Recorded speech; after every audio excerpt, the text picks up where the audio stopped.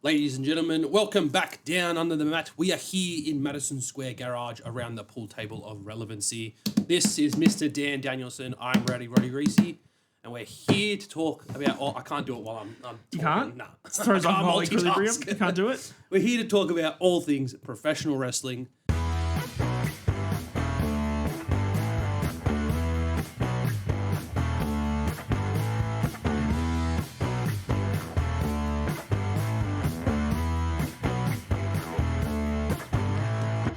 Kicking it off this week, we are going to talk about that segment on SmackDown with The Rock requesting something a little odd from Cody Rhodes.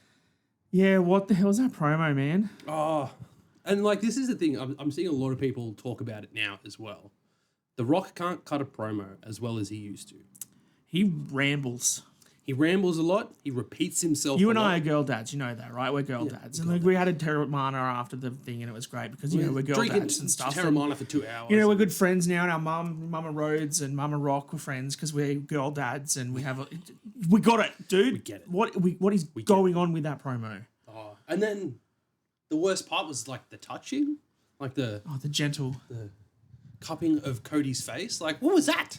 And Cody staring off into the middle distance, just being like, what's happening? Yeah. Dan was saying that he reckons Cody went out blind. I reckon he was just told The Rock's going to cut a promo. You just react to it. Go out there. But how do you react got 20 to that? minutes. Just some guy rambling on, repeating himself and then being like, no, I don't want your title. I want your soul. I reckon Cody's just like, I'm getting cucked at WrestleMania again. What's going on? Everything's wrong. My story's done. It's finished. Do you reckon this is all great? And then The Rock's going to show up for an Elimination Chamber next week, and they're going to have some weird thing and they'll leave, and then Triple H is like, all right, I've got 4 weeks to get the story back online. Yeah. And we'll get it back together, and then The Rock will show back up and change it all again, and then we'll bring it back together. It's constant deviations. Look, there was so much noise about The Rock coming to SmackDown. Oh, it was pre TV. It was must-see TV. It was announced that on the Thursday he was going to show up. So they all knew. Rumors and stories backstage were that they found out on the day, on Thursday, that he was going to come. And that's when things got rewritten, because there was obviously the Naomi versus Liv match was announced. Which got canned, but they just had like a little scuffle in the ring. Well, it was pre-announced that they were going to have that match on SmackDown. And then in the run sheets, it was removed. Yep. And then it came back on, but then it came back on just to have the brawl and finish. Which I think was a better way to go about it than just straight up canning it. Because that way you get those stars on TV. And I feel like what they had happen furthers the story better than just having a match. Because at the moment, they're just like having constant one-on-one matches in this lead up to a tag title match, we all assume. Which you can have 4 different one-on-one matches depending on the partners. Yeah, it's and just stuff, like you don't need to do that, but they probably will. So I'm happy that match got canned, but they got that scuffle in to further their story. Yeah, and then Cody getting cut from the 6-man tag match as well as Tama Tonga, and that just got turned into a tag match main event. Yeah, which was very meh, but we'll probably not even talk about it because I didn't care. But the whole point of obviously the Rock being there, and then when the show starts and Cody's like, who pulled me from the match? Why am I not in the main event? Who do I have to talk to? And Aldous is like, there's no one you can talk to. It's the Rock. It came from the final boss. And then look, he comes out. We'll go to the good part, I guess, of his promo. As soon as he came out, the music hits. You're like, great. And then it goes to this weird thing of New Orleans. And he did touch on that in the press conference. Oh my God, he got Def Rebelled. No, he didn't. No, he didn't. He just put some extra music in there and lots of New Orleans themed stuff. It was Lil Wayne, sorry. It was Lil Wayne because he's from New Orleans. Yes, correct. And so that's obviously the announcement of WrestleMania 42 next year in the Caesars Superdome in New Orleans. April 11th and 12th, so 12th and 13th for us Australians. Week after Easter. Yes, correct. So that's, great announcement. Looking online and going through Reddit threads and stuff, a lot of even Americans and stuff say that they like when WrestleMania goes to a destination city because it kind of makes it more like a holiday. Yeah. When it's in LA and it's in New York or it's in Philadelphia, it's kind of like you don't travel there for a thing. Whereas Vegas, New Orleans is kind of like a party atmosphere. It's a totally different thing. So I guess that's why they've taken now 3 WrestleManias in the past 12 years to New Orleans. There's been that many. Yeah. I know they've had 3. So they had 30 34, and now 42. And now 42. Yeah. Look, I mean, Caesars Superdome's a great stadium. The Saints fantastic. play out of there in the NFL. And the setups that they do for WrestleMania in that stadium have always been huge and extravagant. So looking forward to see what they do next year already. And wasn't it Elijah when he was Elias? The last one was just walking down Bourbon Street, just doing like a gig, essentially, just walking down the street with people Maybe everywhere. we'll get that with Joe Hendry this year. Oh, that'll be fun. And Elijah, both of them. Both of them, because they're on Elijah TNA, was in TNA this week. So that first part, and this is, again, another thing that I'm going to sort of bitch about. The first part of The Rock's promo was great. That, hey, New Orleans, congratulations, you got WrestleMania next year. And they loved that. And then he starts calling them STD filled street trash and telling them to shut their mouth. And I'm like, hang on a minute. Didn't you just tell them that they're fantastic, we love you, and we're bringing WrestleMania here? But shut up, because now I'm going to go to the final boss.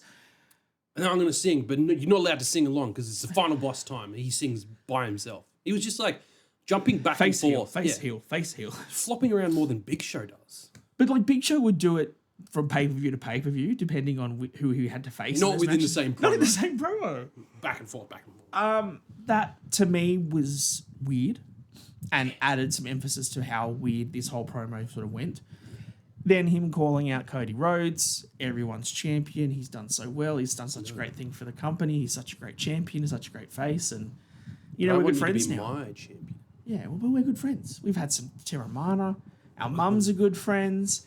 And then they awkwardly hugged, and you could tell Cody was like, what is going on? Yeah. It's like both our daddies up there in heaven looking down on us right now. I was like, oh, that's weird. The constant comparisons are just odd. It depends, I guess, on how The Rock is booking this, because we all know that this isn't Triple H's decision. 20 steps ahead of us. This is 20 steps ahead. Now, I guess a couple of the internet theories that have come out, which we can discuss now.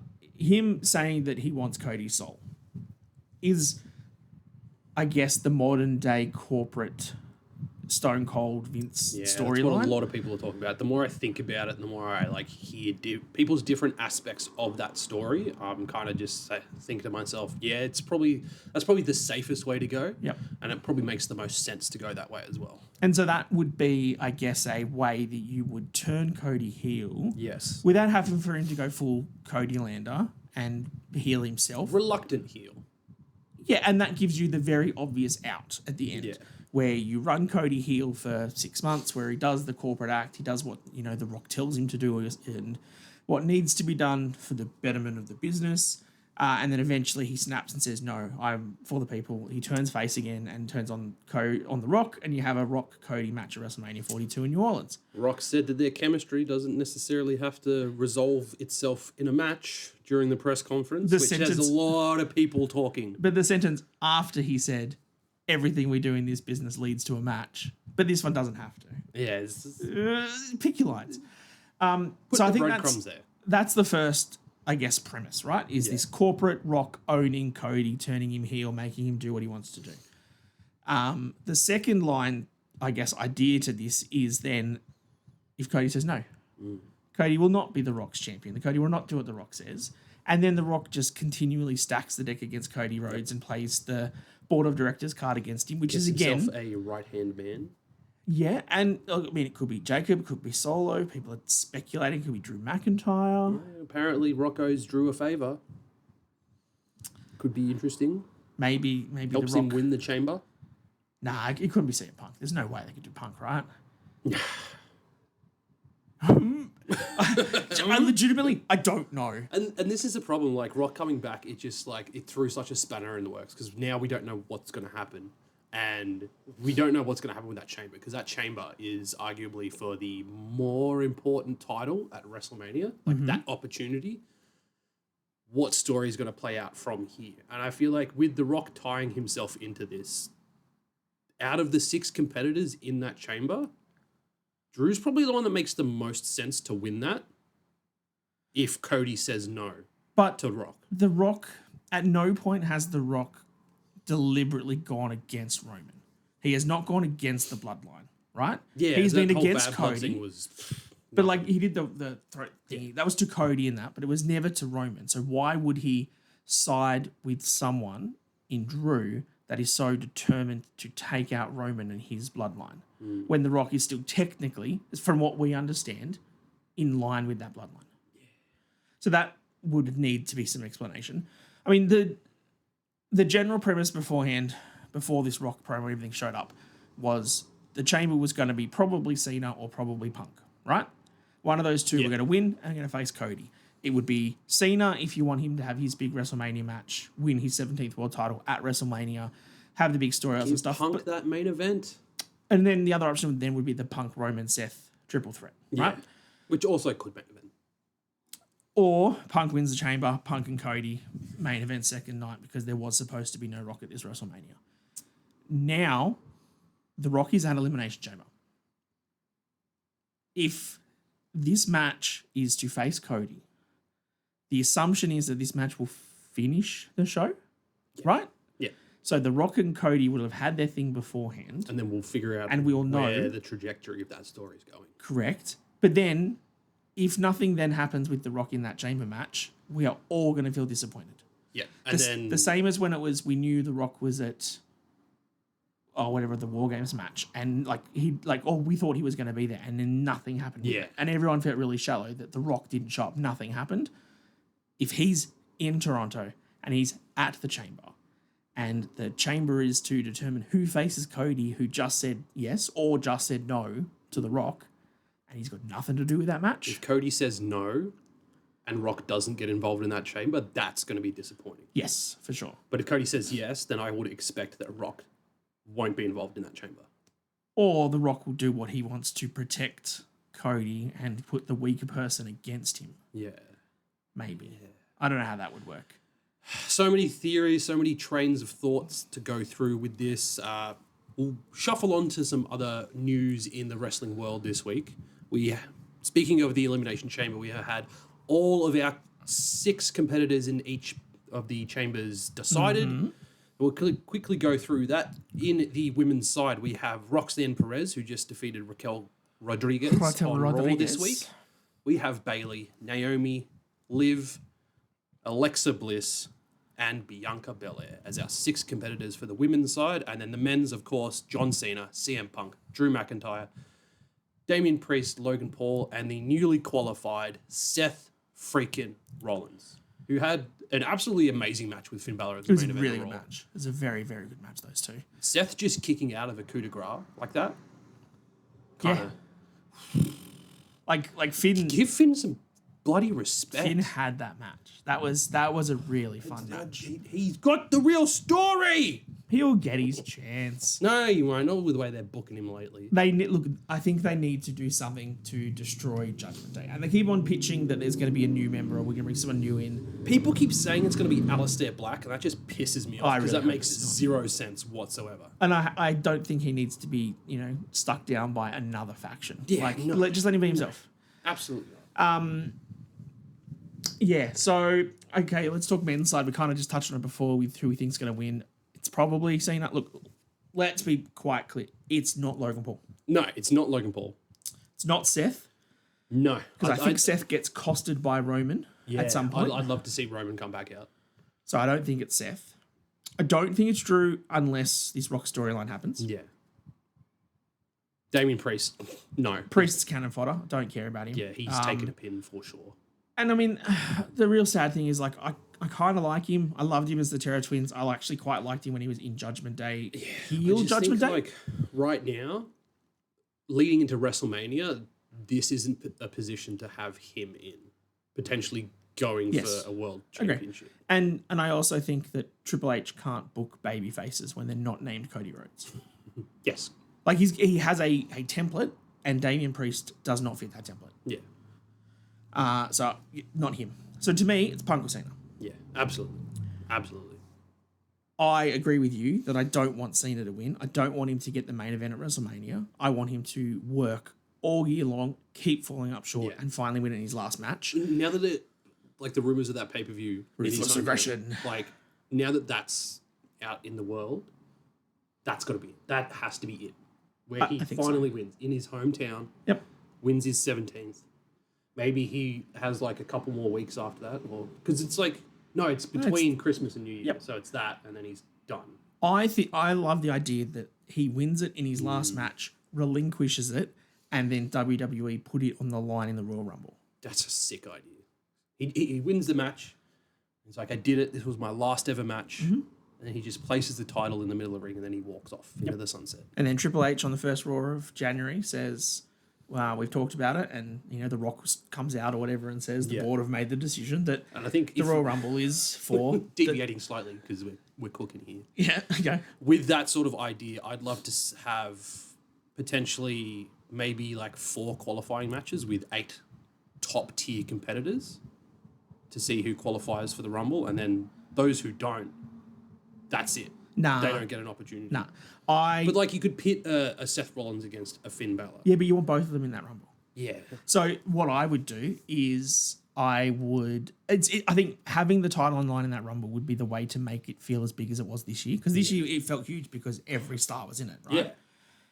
Have your qualifying matches, but have your qualifying matches for numbers. You have a number 27 match. Because that's the most successful And you number. have a number 30 match. And No. I hate knowing who's coming out at number 30. Okay. I miss the era of it then being let's a make it surprise. generic. Let's just have it as you have a match for a number. Yeah. And you win the match, you're in the last 20% of the Rumble. You lose, okay. you're in the first 20% of the Rumble. And then that I way like there's that a theory. stake for them. Yeah, there we go. I like that. And that way you don't have to, say it's 4, 27, 28, whatever. Yeah. But you know that, Seth beat Finn. So Finn will be in the first 20 people and Seth will be in the last. Yeah. I like that. We're looking way too far ahead. Oh, But way again, too far. Triple H, look, WrestleMania tickets, accommodation flights. DMs. You know what? We'll even let you postpone it maybe till next year for New Orleans. Yeah. I'll bring take us to that. NOLA next year. Yeah. The women's Elimination Chamber. Yes. Stacking up pretty well, and we know that the winner will be facing Rhea Ripley for the World Heavyweight Championship. Yes. Do we? Yes? No. Because Rhea's facing Io. That's on Raw after Elimination Chamber. Correct. Which means that the winner of the chamber could be facing Io Sky. Nah, I don't see that happening whatsoever. I can see a dodgy finish, and then that works towards a triple threat. In theory, Io can win that match. A-Town, down. The chamber can be to face Io Sky I at guess. WrestleMania. Given recent stories at the moment, I think Liv, Naomi, and Bianca definitely don't win. So that leaves... I think they're all tied into this tag thing. Yeah. And whatever happens when they decide to whole tag return division. Jade Cargill, they're all involved. I think it's going to be Alexa, which makes no sense because she's on SmackDown. Because other than that, it's going to be Bailey or Roxanne. Or do they just not give a shit and then give it to Liv and then run that back like nobody is because Liv and completely Raquel- over that? Liv and Raquel are doing the tag stuff, and Liv and Raquel are the ones that took out Jade, supposedly. I don't think it's that. I think the women's chamber is kind of unpredictable. I think it I is. feel like Bailey's not. No, Why? Why would you say not to Bailey? because no one wants to see Bailey versus Rhea. But That's not a marquee WrestleMania match to me. has Rhea defeated every other horsewoman at WrestleMania? While Reece scours through his brain. Yes, she has. Is Bailey the only one she hasn't beat at a WrestleMania? Yes. I don't think she beat versus Sasha, but I mean, that doesn't count anymore. But she beat Becky. She beat Charlotte. Yeah. She hasn't beaten Bailey. Is that the story they go I with? didn't even think about it like that. Yeah, you're welcome. You're not half bad. Thanks, man. You're not half bad. I think that could be sold. I could be sold on that match. Yeah. Okay. I'm not overly excited by it. But No. Which is again, unfortunate. if you throw in Io and you That throw in the fact that you elevates had the Io and Bailey match last year, the whole damage control angle, Yeah. all of that All right, stuff. now we're cooking. Now we're plus cooking. Rhea, I'm okay with that. Yeah. Roxanne, I think it's great that she qualified. I was chuffed for that. Roxanne and Bailey is the match at WrestleMania. Because that four-way that they had on NXT with Cora Jade and Julia was superb. I haven't gone back to watch Vengeance Day yet. You're the NXT guy. Fuck you. I've watched Raw, SmackDown, NXT, and Dynamite this week. Take this seriously, please. Far out. I've that was gone back to watch Grand Slam. That was a really good. I've watched Grand Slam. That's great.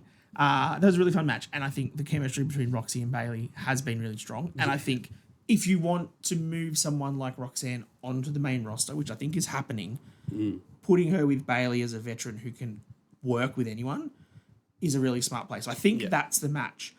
But like you said, if that's the match and you've got Naomi, Bianca, and Liv tied up in the tag titles and the Jade storyline, it's Alexa Bliss.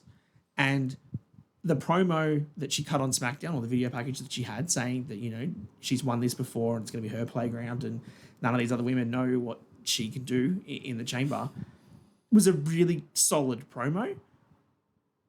But I don't know if I care about it.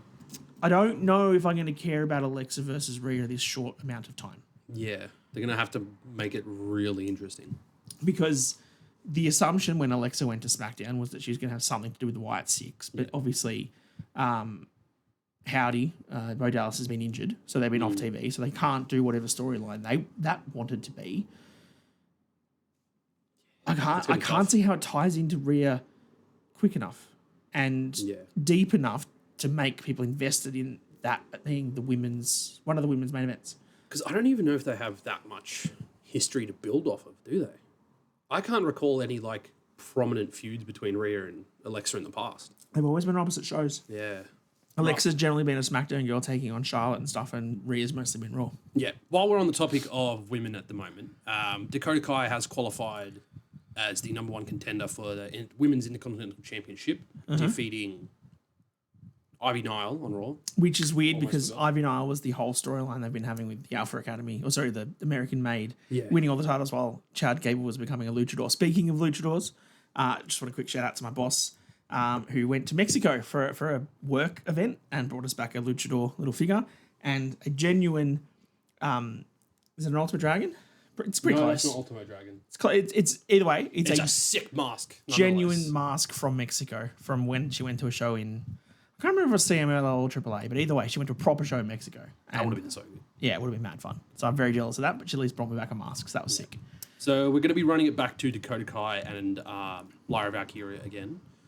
I believe that's booked for Raw next week, but I want to touch on this women's division at the moment because there's been a lot, I love using this word, discourse online at the moment, and Fightful is reporting.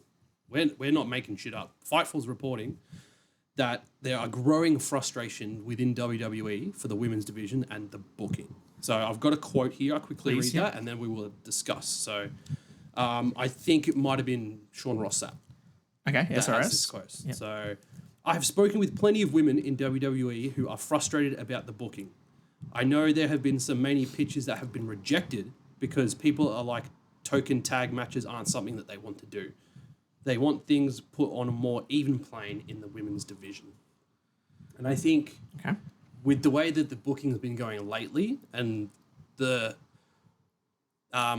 cancellation of that Naomi and Liv match on SmackDown coming after this was going around on social media, it kind of adds fuel to the fire a little bit. I think that SRS has Chelsea Green's phone number and talks to her because I could imagine this would be her exact comments. A, because Cardona would be saying this in her ear, and B, she is right, she deserves better. And the fact that she's going to be fighting Mia again, Michin, sorry. Is she? Well, I thought they booked that a couple of weeks back, and then the match got moved, and then... No, I don't think so. She just said she was coming for her, but they never actually, that's SmackDown. Yes, that was the point I was going to make, was that she said that I want to defend my title because I'm the oldest, youngest, tallest, cutest, shortest, best ever US Women's Champion. And Aldous is like, sure, no problems. Bring your gear for Toronto and you can be on the SmackDown before Elimination Chamber. Like, really? Like, she's like, I have a pay-per-view in my hometown and you're like, chuck me on the SmackDown. Thanks. But he hasn't said who her opponent will be.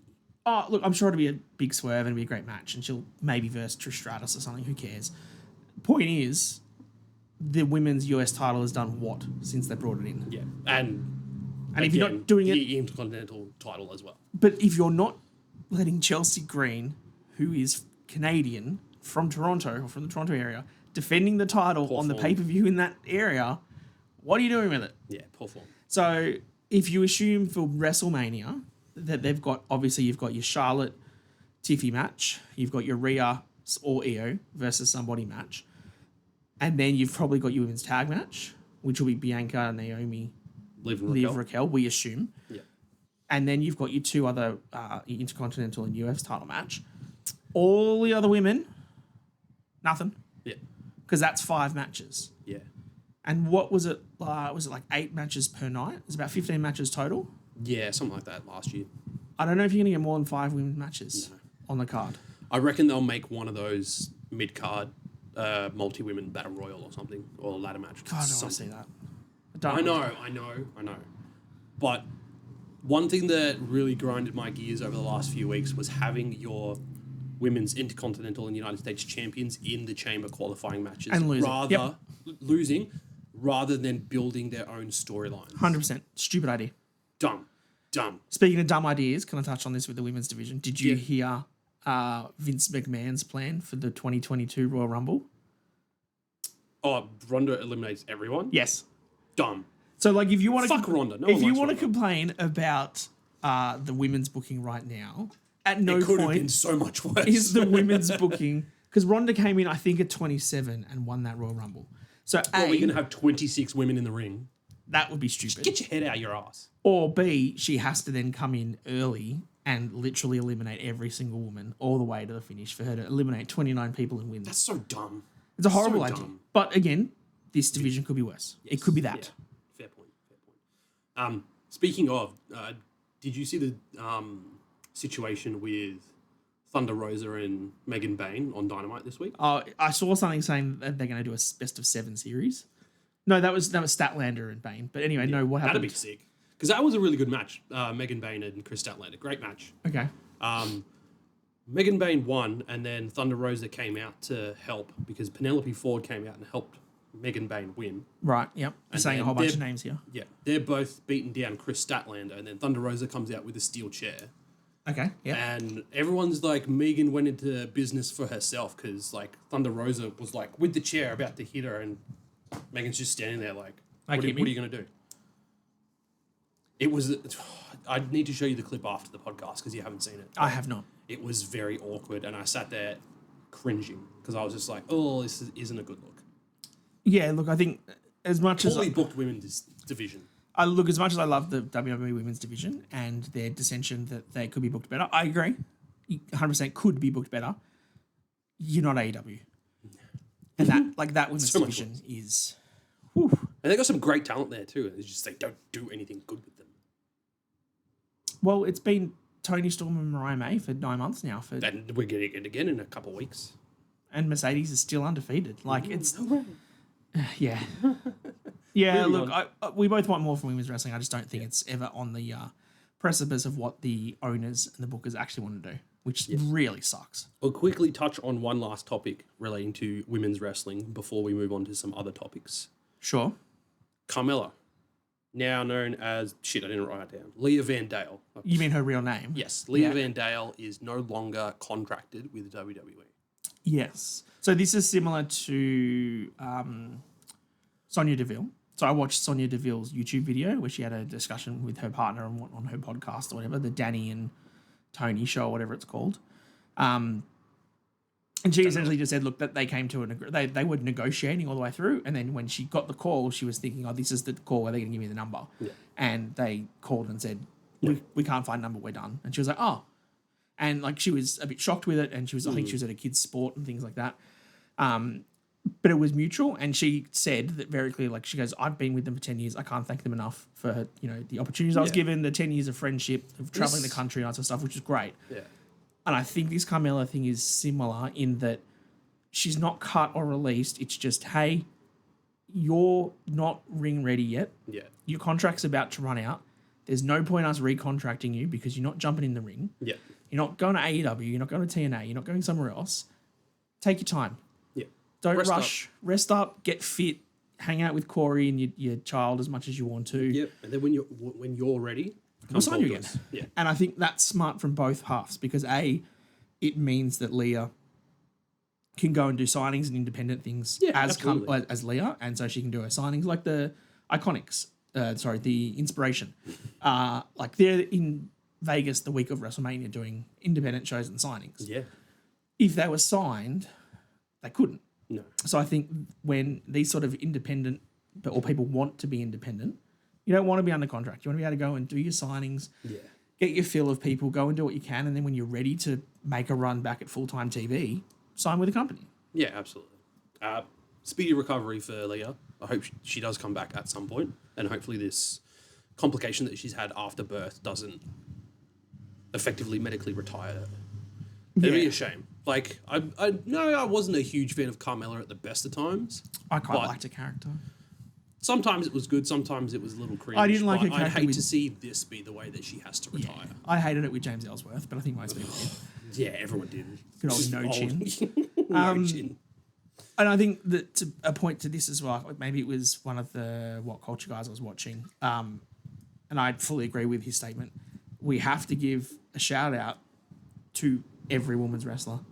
Like, all of us are, someone's daughter, someone's son. We all have a mother or a sister or whatever.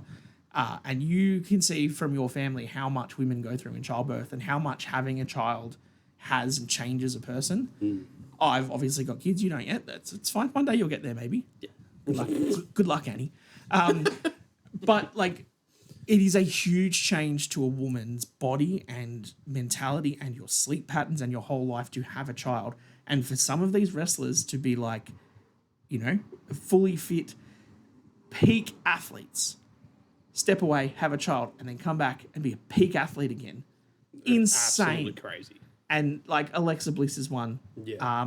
Obviously, a bunch of them have done it and had kids and stuff. It is incredible that they can do that. And I think that the more respect that we can give to women wrestlers for that, the better, because they deserve every ounce of it. Like me as a father, like you don't sleep the same again. I don't really think that I would ever be as, energetic and fit as I once was. Not that I was fit in the first place. Let's not kid ourselves. But with a child, it's so much harder. And for these women to be still at the top of the game after taking time off, having children coming back, phenomenal. Very well done. Moving on. Let's talk about Sami Zayn and Kevin Owens. Also phenomenal. This is some of the best TV that we've got going on a weekly basis. This is the best feud on TV. Yeah.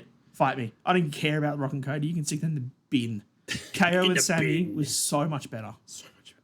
We had Sami's promo on SmackDown last week, recorded from his home. I'm going to be at Raw, and we're going to talk about this. We're going to figure out what we're going to do. Yep. We come to Raw. It's like Adam Pearce eventually comes out. I can't remember what. Well, because he was like, "You want me in Elimination Chamber? Fine." And Pearce is like, "No. You're not medically cleared." That's right. You're not medically cleared. I can't sanction this. As soon as he said that, I was like, "Oh, here we go." And then we get it. Because you don't use the word sanction all that often. No, absolutely not. So when Sami was coming back up to Adam Pearce and he's like, fine, you want to do it? That's fine. But it's not official. It's unsanctioned. And I love the way that Adam Pearce said, if he wants to pile drive you on your head, we can't stop you. He wants to keep going. We can't stop him. He wants to beat you with chairs. We can't stop you. And then Sami said, I want the match. Because if I drop him on his head, you can't stop me. If I keep fighting, you can't stop me. If I want to hit him with a chair, you can't stop me. So good. And then we get to SmackDown. And Kevin, as always, with his little selfie promos that he does with his phone, cut another amazing promo this week and then turns the camera around and he's outside Sami Zayn's house.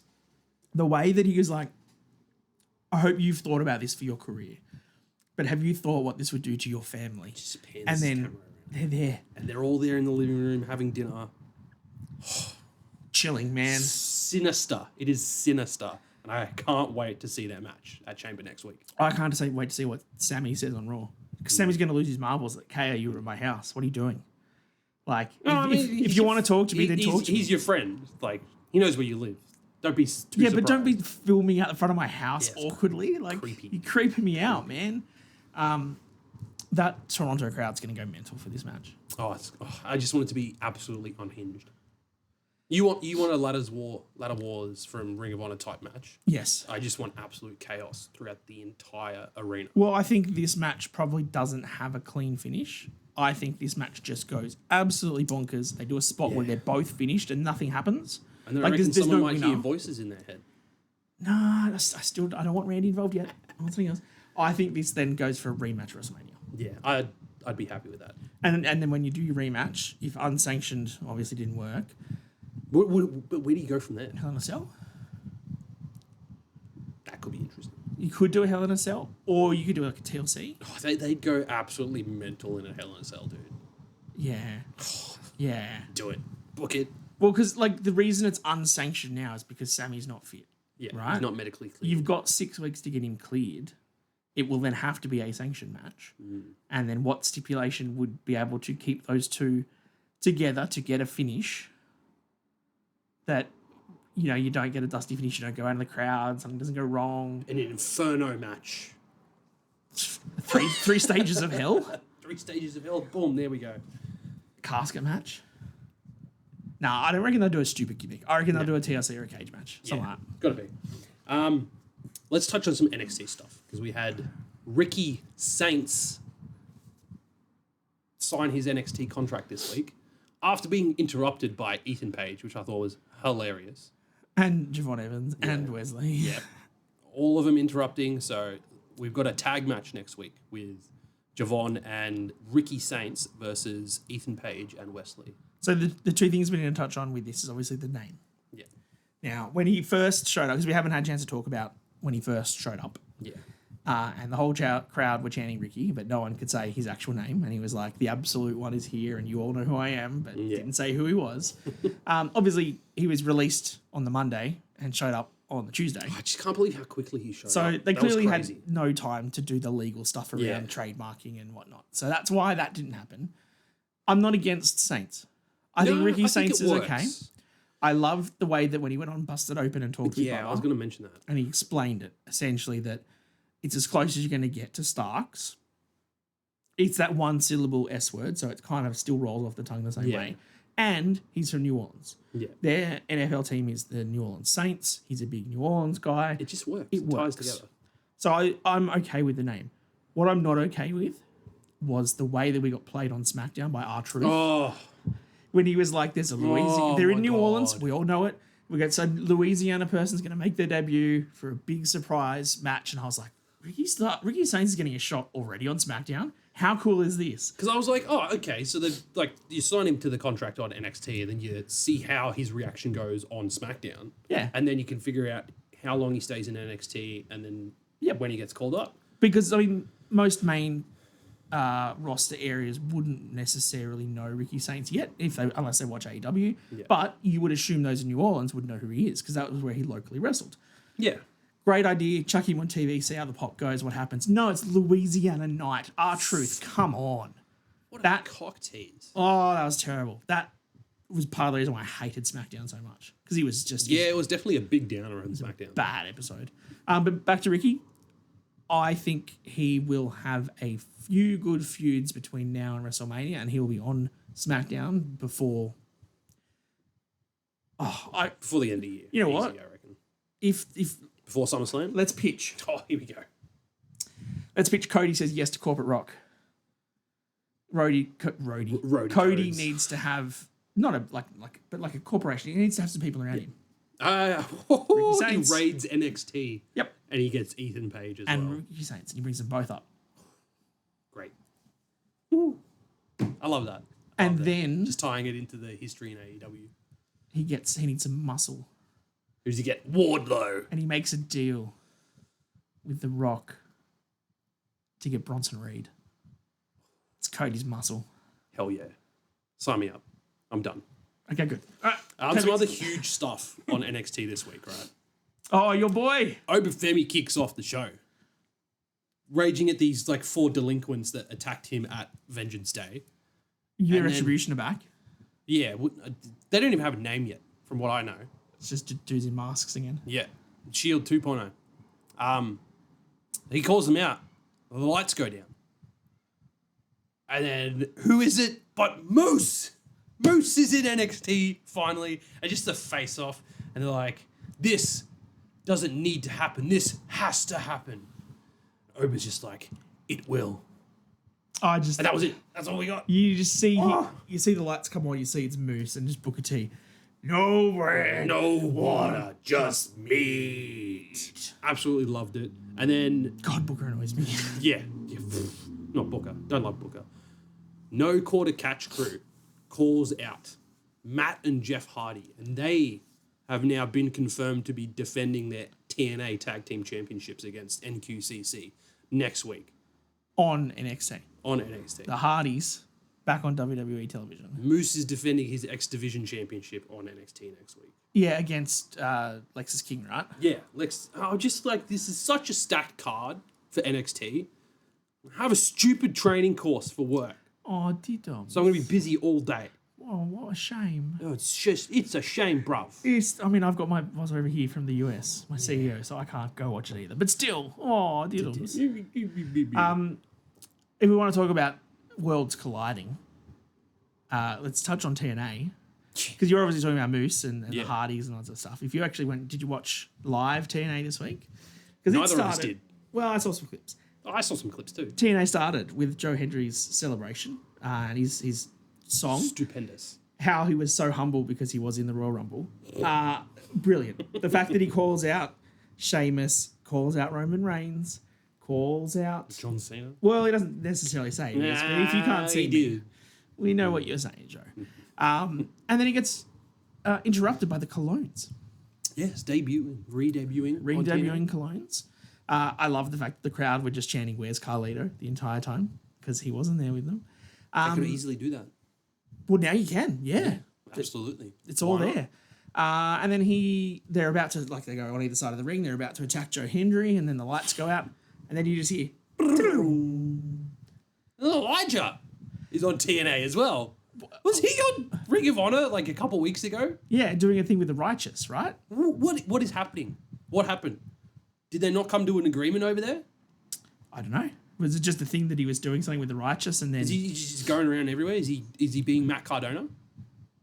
No, I think he said that he signed. I think he's with TNA. Okay, interesting. Which will be exciting because, how does that work with someone who, again, it's the Nick Nemeth problem. Yeah.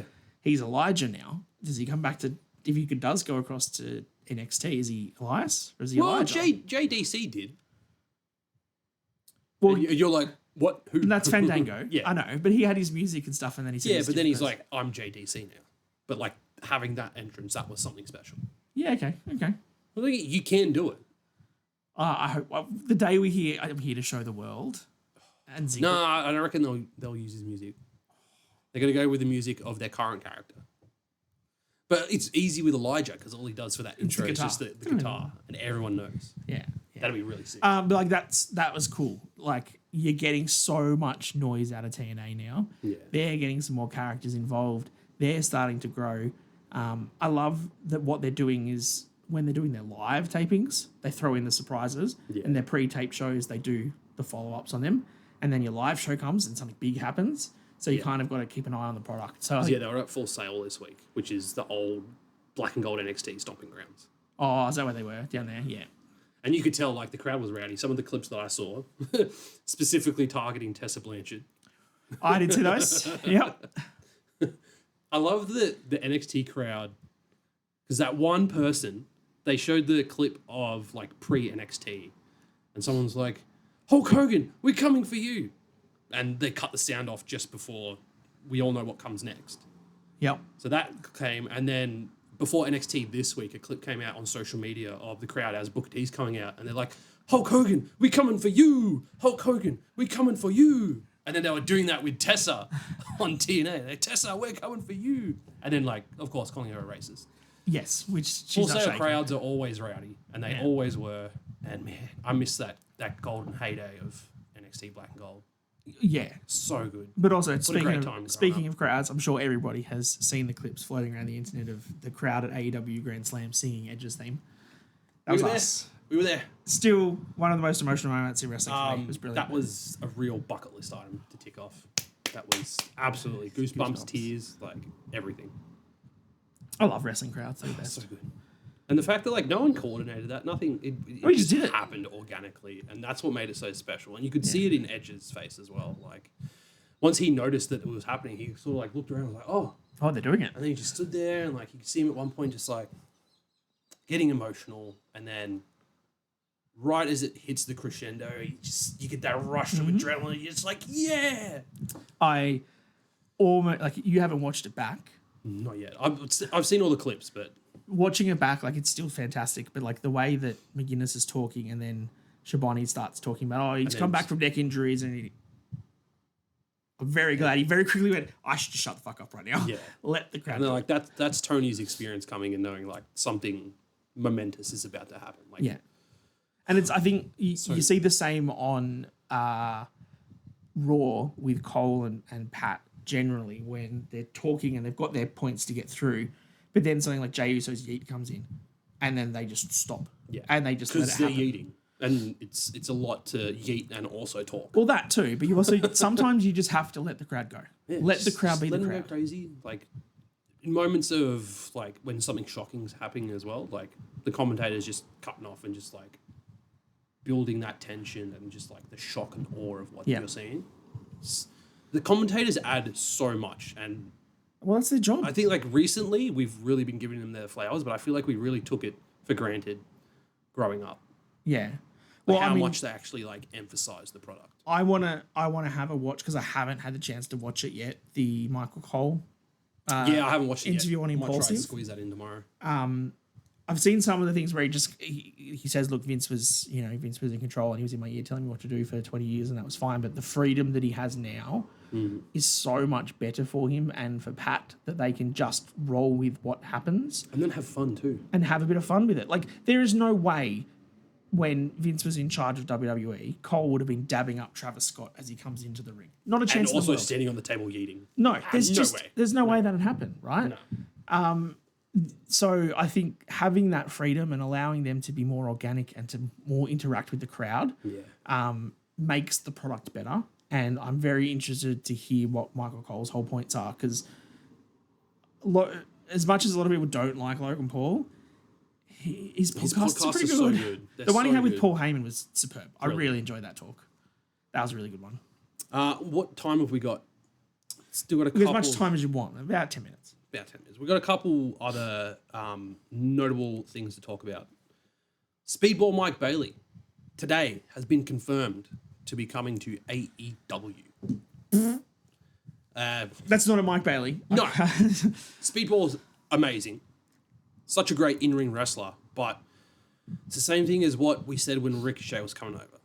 Great, he's going to get freedom, he's going to put on 5-star matches, he's going to have a bunch of bangers, but, like, where does he go from there? After he has a 6-star match with Ospreay, a 5-star match with Kenny Omega, where does he go after that? What does he do? Let's use the case examples of the 3 big signings they had last year. 4, if we want to call it. Mercedes, Yep. I think, has been booked as strongly as she probably can be. She hasn't lost a match. She's been the champion all year. Mercedes, We don't so like her, but I get it, right? She's been booked the way she should be booked. Ospreay has been booked fantastically. He's been given all of the highlighted matches he can have. He's been A couple little speed bumps that we didn't necessarily agree with, but they paid off in the end. Yep. And 5-star matches left, right, and centre. He's the most over person in that company. Great. Okada. Yeah. Comes in- A lot of contention about Okada's booking in AEW. Wins the title. Has been on third gear, I'd say, pretty much most of the entire time. time, He's yeah. been there. The match with Buddy the other week was great, but he kind of devolved more into like a comedy character with the Young Bucks calling everyone bitch. Ah! And then Ricochet came in the casino gauntlets and stuff. Took a very long time to get anything happening until he got this stuff with Swerve, and now he's kind of in there. I don't see Mike Bailey being bigger or better than any of them. Yeah. And I see him coming into that, straight into that middle part of the thing with the Undisputed Kingdom and Orange Cassidy and Powerhouse Hobbs. And you're just like, what's he going to do? Matches, but not really accumulating anything of notable. And the other rumor that we haven't had fully, I think, confirmed is yet is Josh Alexander. Yeah, that's up there. Because I think Fightful reported that he was... It's AEW. Yeah. Whereas... Jordan Grace comments and he's like, see you soon, bro. Like, Probably not. But again, he's another one that could put on brilliant matches with anybody he wants. But what are they going to do with it? what do you do with him? Especially when you've imminently got Christian taking the championship. But I'll give AEW their flowers for this part. The MJF Hangman promo on Dynamite this week was absolutely top notch. Great. That feud has to be for the world title. I think right now, the way they are even pitching that feud between the two of them where MJF is essentially saying to Hangman that you are the face, you are this company. The story is about you. This whole company is about you. And I'm the bad guy and I'm not going to let you do it. Has to be over the world title. So... But it's not. It's just a match at Revolution. Right. But I think it's going to build. I think that's the first step of where this the culmination, like that's the right trajectory for it. And that needs to be maybe all in next year if you really want to push it out. But yeah, I agree that with the world title, Moxley's going to drop it to Edge, Christian cashes in, and then I think at some point pretty quickly after that, MJF has to beat Christian. Yeah. And then you can go Hangman MJF for the title where it should sit. But again, where does that put your Ricochets, your Speedballs, your Samoa Joes, your Orange Cassidys, your Chris Jerichos? There's so many people that just are sitting around the middle that have nowhere to go. And we've got the International and the Continental and the TNT Championships, and they're not really being used as well as they could be. I think the International is probably the one that's used the best. I can't remember the last time I saw the TNT Championship. Is it still with Jack Perry? I can't remember. That's the problem. Where's Jack Perry been? No, it's with Garcia. Daniel Garcia. Where's Garcia been? I haven't seen him for weeks. Also a good point. Why does Okada still need the Continental Championship? Who has the International one? Takeshita. Oh, yeah, he does too. Yeah, Takeshita, Kenny Omega. Yeah, which, right. Yes, please. Why are they doing that dumbass mini tournament for the International Championship and then whoever wins faces Kenny Omega at Revolution? It's just going to be Takeshita. They had the face-off at the end of Dynamite. Like, I know Orange Cassidy was right there, but no one wants to see Kenny Omega Orange Cassidy when you're teasing week in, week out for the past month. Takeshita versus Omega. But also, at what point does the person that has never fought for the title or is not affiliated with the title get to be, you can win the tournament to face me? I know it's Kenny Omega. I get it. This just doesn't make sense. I feel like it was Tony Khan being like, hang on, John Cena can just say, I'm in the Elimination Chamber. Well, Kenny Omega can just say, I'm fighting for the title. It's the same premise, but it makes way more sense with John Cena. Yeah. On his retirement year, 25 years into business. Just make the match. Kenny versus Takeshita, and then give him a few weeks to build it up. Yes. Instead of this stupid mini tournament that they're doing. But we've said, doesn't make sense. I've said for years now that AEW don't do stories. No. They do matches for a title. Clearly. And this will be a bunch of great matches and then it will culminate in a really good match for the title. Yeah. But your point there, why would we need these matches? If we don't have the qualifiers, and if we had just said from Dynamite, or from after Grand Slam, where Kenny said, I want it, and then Dynamite, Kenny has a match against whoever you want, and he says, good, I'm now number one contender. And then you got 2 weeks to tell a story. It feels like AEW, and AEW stands can fight me, it's fine. Don't worry, we had one fight us. They kind of only really allow they can only really think about one set of promos per week. And when all the focus of promo goes on MJF and Hangman, you can't have someone else cutting a promo. No. Like, it's just got to be matches. We don't have time for that. Like, we can't think of writing things 2 different times. And I think one of the stories I saw this week as well, and I'm sorry to dunk on AEW again, but people were saying that there have been complaints backstage that there's no production meetings in AEW before the shows. So people don't know what's happening. Yeah. And this is because Tony Khan thinks, I'm doing production meetings, because he calls in the producer and says, hey, we're doing this. You're going to do that? Sweet, no worries. And then he calls in the next producer. Hey, can you guys do this? Sweet, no worries. And then everyone needs to be together in one room discussing in an open forum. If what we know is true for WWE, 3 p.m. show days, every producer and all the writers are in the room. Here's what's happening on the show. We're all good. All right, go finish it off. Yeah. That does not happen in AEW. No. And I feel that's why you've seen in the last few months where like matches have been booked with like roll-up finishes or outside finishes back to back on the show, and you're like, didn't that just happen in the last match? It's because they're not talking to each other. It's because there is no production meeting. Yeah. One last thing to touch on, and then we will wrap it up. WWE, well, more so, TKO has reportedly purchased the rights to Lucha Underground, with early talks of a potential revival under the WWE umbrella. Okay. My first thought, do you want to kick it off? Or? No, I was just going to say, they've just purchased Evolve. Yeah. And they're reviving Evolve. That's on YouTube in Australia every Wednesday. Did you hear what they've done with Evolve too? Well, yeah, it's like the training ground for NXT. Yeah, but like they've pre-taped it. Oh. And so the people in the crowd at Evolve are family and friends that all have to sign NDAs. So you don't talk about what happens. Oh. Because it's not like whoever wins the Evolve title and the whatever goes on to the WWAD on the Indies is already filmed. That's another thing we haven't talked about. But you don't get to see who that is for like 2 months. Yeah. And if you had the normal NXT crowd or whatever, like someone sending Sean Ross up a text being like, hey man, guess what? This is what's happened. Yeah. So the only way you can stop that is that it's just families and friends that Evolve. Yeah, that makes sense. But yes, Lucha Underground. Talk about that. Yeah, my first thought was cool. Hopefully it comes out on some streaming services somewhere.